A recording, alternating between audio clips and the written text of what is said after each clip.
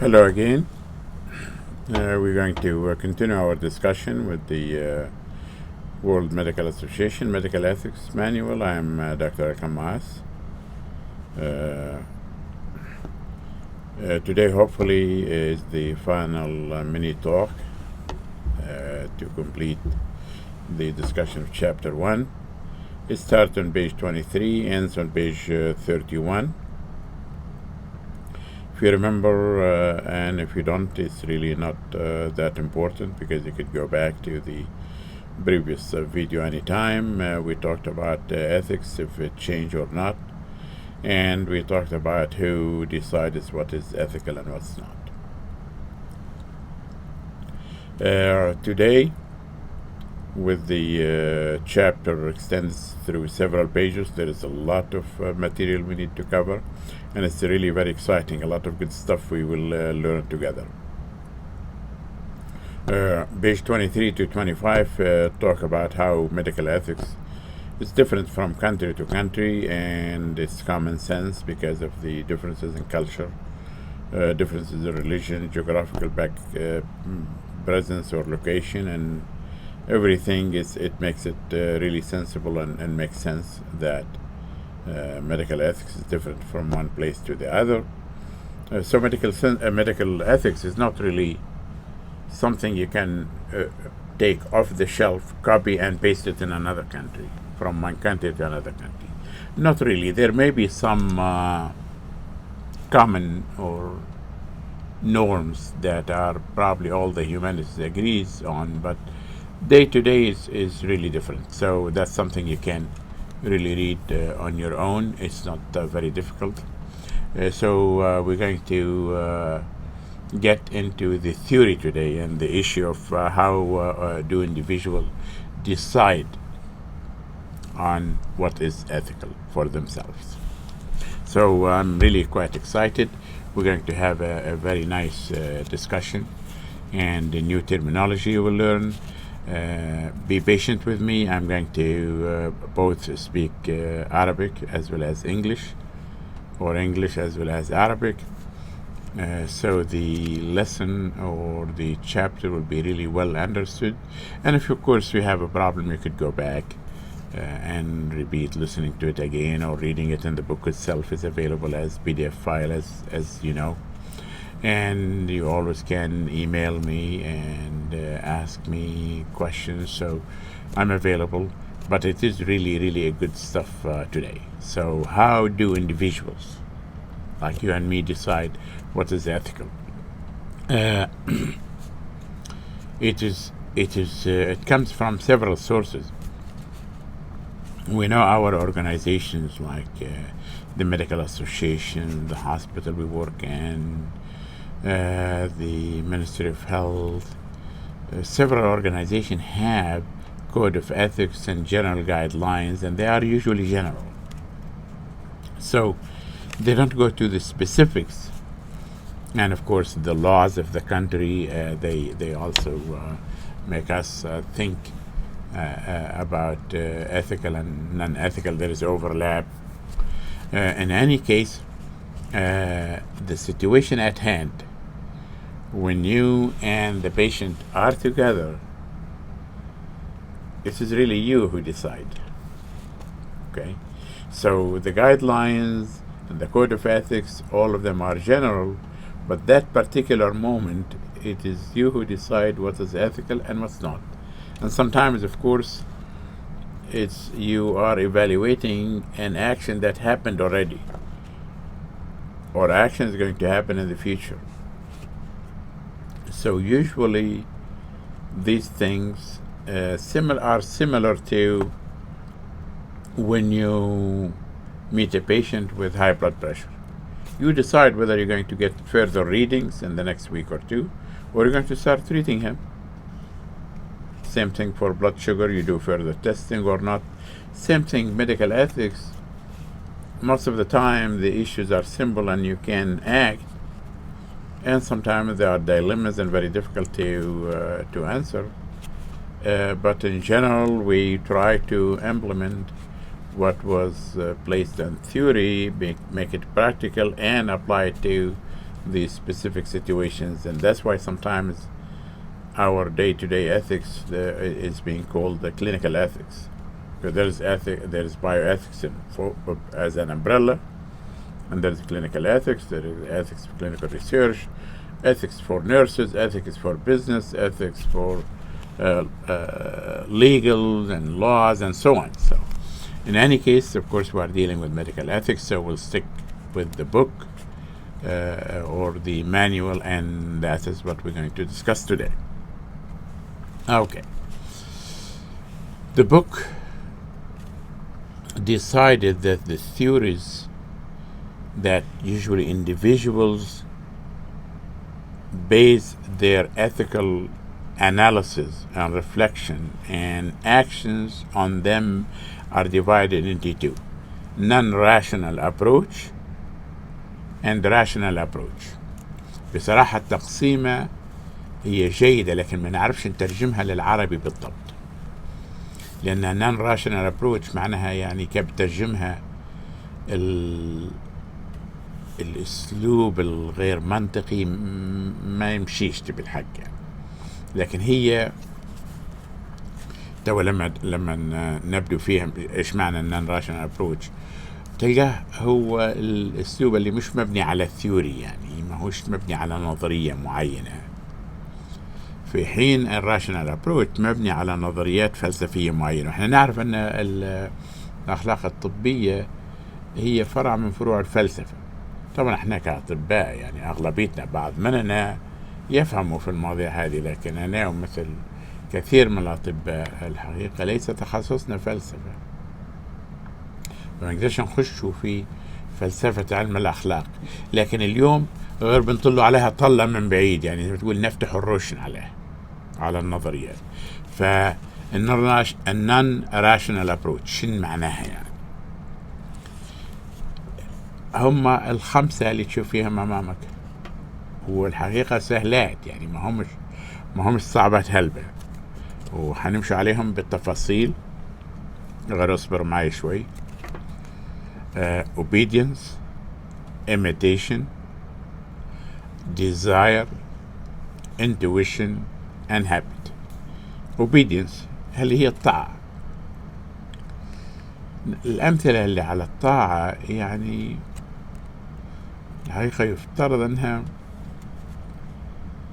ما هيش هذيك تنطبق علينا كأطباء لك. يعني الأمثلة بتاع الطاعة زي في البوليس، في الشرطة. الطفل طبعا غصبا عنه بيدير أشياء حسب كلام والديه في أحيان كثيرة وهو صغير. ففي الجيش ما فيهاش يعني تاخذ وتعطي وتناقش وتراي تو ميك سنس orders وانت تنفذهم. الجندي بينفذ أوامر الضابط، فبالتالي that's why لما يكون في حكم عسكري الحياة أوامر وتطبيق، ما فيهاش حكاية ديمقراطية وحكاية أنك أنت تسأل وممكن تشكك والتاني يرد عليك ويقنعك. ما الكلام هذا ما هناش. هذه الأوبيدينس.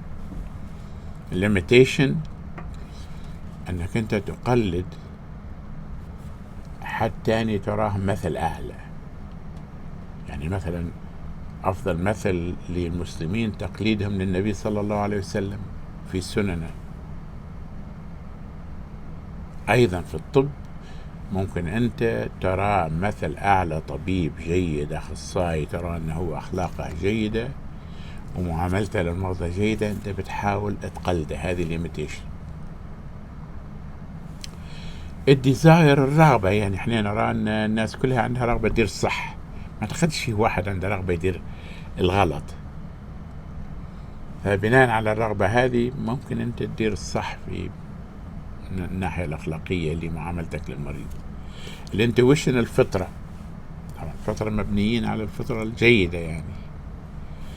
الهبة العادة، هذه هنا طبعا فيها شوية شك، لأنه يعتمد على أنت تعودت في حياتك، يعني في أسلوب تربيتك، أهلك، المدرسة، التلفزيون، شو شفت جاركم، شو شفت الطبيب اللي انت اشتغلت معاه، الأخصائي، كيف يتعامل مع المرضى، كيف يتعامل مع الزملاء، كيف يتعامل مع المتدربين. الهابت هذه مشكلة الحقيقة. إذا كانك أنت تعودت، فأحيانا من الصعب تكسيرها. ولهذا القناة بتاعي أنا موجهة للشباب، ما هيش موجهة للشابين اللي زي حالتي. طبعا يعني changing them is very difficult. اللي هو ethical واللي هو non-ethical very difficult to change him now.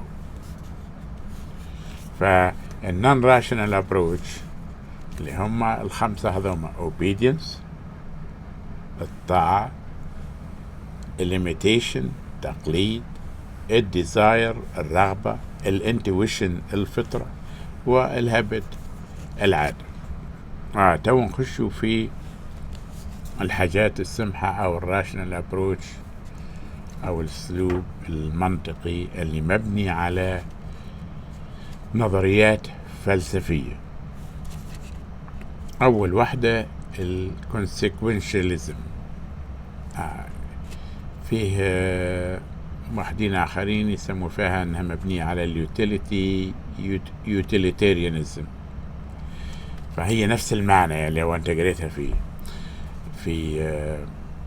جوجل أو في ارتكل أو في كتاب أو حاجة. يعني شنو هي consequentialism أو utilitarianism؟ شنو تعني؟ يعني أنك أنت utilitarian، يعني أنك أنت تعتمد على العواقب وعلى النتائج. أنا ما بيش نقول لك نظرية الأمير في كتاب الأمير السياسي متاع الغاية تبرر الوسيلة، ولكن هي شبيهة بها، بس هنا الغاية حسنة. يعني ما معناها أنك أنت الغاية متاعك you producing the good for the maximum of people. أوكي، يعني مش أنك أنت الغاية ممكن أنها تكون سيئة. يعني العبرة بالنتيجة، فهي نظرية معرفية أخلاقية تعني بالنتيجة قبل كل شيء. يعني أنك أنت بدير الحسنة لصالح الجميع. تواني بنعطيك يعني مثل هو مش جيد، غير بيوضحها هيك بشدة شوية. يعني أنك أنت ممكن تكون النتيجة تبحث على الرول consequential effect، يعني أن حاجة عامة أو خاصة. العامة مثلا تقول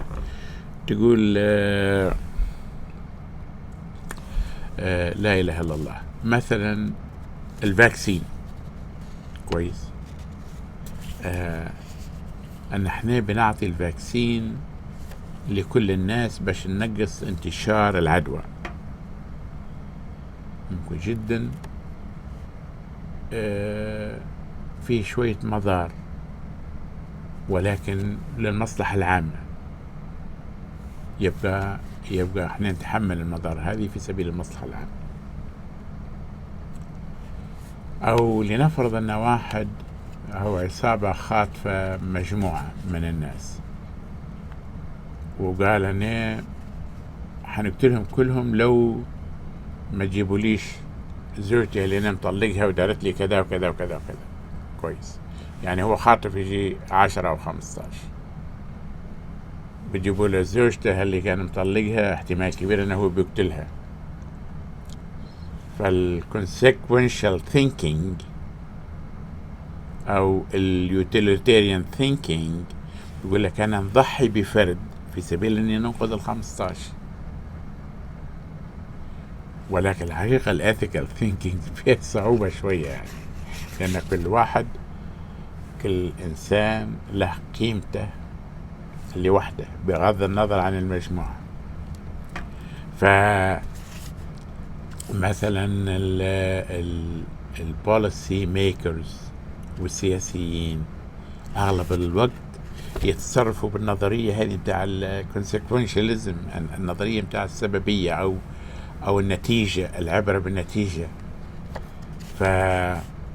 فبالتالي إذا لما دائما بيعتقدوا أن المصادر محدودة، إذا كانت فلوس، إذا كان فاكسين، إذا كان تستنج، إذا كان غيره.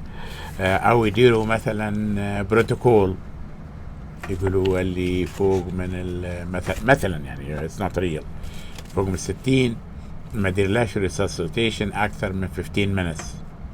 احتمال كبير إن في ناس ممكن جدا أكثر من 60 لكن المخ بتاعهم يقدر يتحمل أكثر من 15 20 minutes. فبالبروتوكول هذا الناس هذوما بيضيعوا معاه. consequential theory it may lead to harm of some people for the benefit of others. يعني أنا شخصيا مثلا عندي فيها مشكلة في بعض الأحيان بالحق يعني. in any case I just this is one of the theories. This is one of the theories that are really being practiced وأغلب الوقت يعني بالسياسيين. هي جولي الثيوري الثانية اللي هي deontology. deontology is really very common. deontology زي ما الترجمة متاعها ربما علم الواجبات، ربما نظرية الواجب. يعني أنك أنت ترى أخلاق المهنة هذا واجبك، أنت اللي بتديرها اتجاه مريضك، اتجاه زميلك، اتجاه السوسايتي، اتجاه المستشفى متاعك. فبالتالي أنت ما ترى أنه هو واجب مش مفروض عليك، يعني أنت تبي تديره من فبالتالي تلقى في بعض الأحيان أنك أنت الواجب متاعك هذا يتلخبط وأنت تلقى روحك ماشي غصبا عنك إلى consequential effects. مثلا علاقة الطبيب بالمريض سرية جدا، لكن لو هذه deontology فأنت محافظ عليه. لكن لو صادف أن المريض عنده مرض معدي، القانون بيقول لك أنك أنت لازم تبلغ عليه، يبقى بتتحول من هنا من deontology للconsequentialism يعني بحكم القانون يعني. ف in any case النظرية هذه بتاع deontology هي اشتهرت أكثر عن طريق الفيلسوف الألماني إيمانويل كانت. أعتقد بالعربي نقولوا له كانت كاف وألف نون طاء، فهو مشهور بنظرية الواجب هذه. يعني ممكن حتى بعض الأمثلة الغير طبية، يعني ما أحد الأمثلة مثلا نفرض أن فيه تاجر يبيع في الشوكولاتة بسعر، أو 3 تجار كلهم يبيعوا بنفس السعر، سعر منطقي وربح بسيط وطيب. واحد يبيع بالسعر المنطقي والربح البسيط لأنه يراه هذا الواجب. تاجر آخر حتى هو يبيع بالسعر المنطقي والسعر البسيط زي التاجر الأول، لكن هو خايف من القانون، خايف يشده الحرس البلدي يسكر له دكانه ويدير له مخالفة كبيرة. واحد ثالث حتى هو يبيع بالسعر زيهم، ولكن خايف لو يبيع أغلى منهم الزبائن ما عادش يجوه. نظرية كانت مع الأول أنه هو يرى أن هذا الواجب وهذا الصح وهذه الأخلاق أنك أنت تبيع بالسعر هذا، ليس خوفا من القانون وليس خوفا من هروب الزبون. هذا هو الصح. هذه الديونتولوجي اللي هي زي ما تقول أخلاق الواجب أو علم الواجبات. المبادئ اللي هو تطبيق البرنسبلز، أركان الميديكال اثكس اللي مشهورات بكثرة ونحاول تطبيقهم في كل حالة. يعني حنشرح بعدين بعد ما نكمل الكتاب حنخش للكلينيكال اثكس ونشرح الأشياء هذه وعلاقتها مع بعض، هي متشابكة الحقيقة. لكن البرنسبلز اللي هي حكينا عليهم ممكن في المقدمة، الشابتر بتاع المقدمة، اللي هي الأوتونومي، احترام استقلالية المريض وحق تقرير المصير،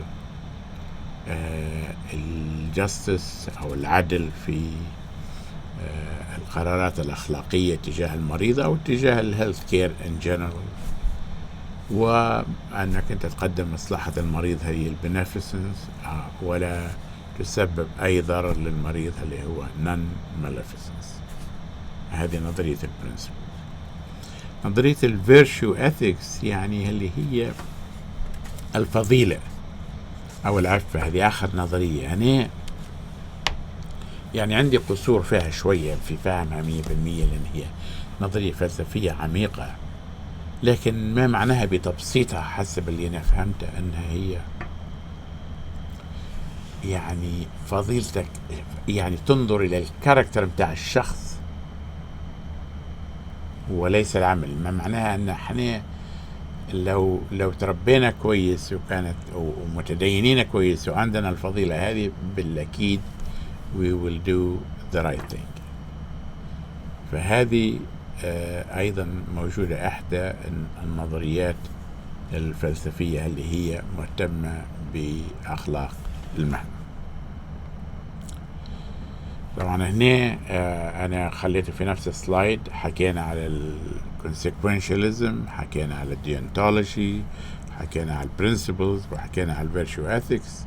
واعتقد أن نصل إلى نهاية chapter 1، وأنا سعيد جدا. I'm really very happy that we are done with the chapter 1, and hopefully next week, like next Saturday, we'll upload the new video that is start chapter 2 of the book.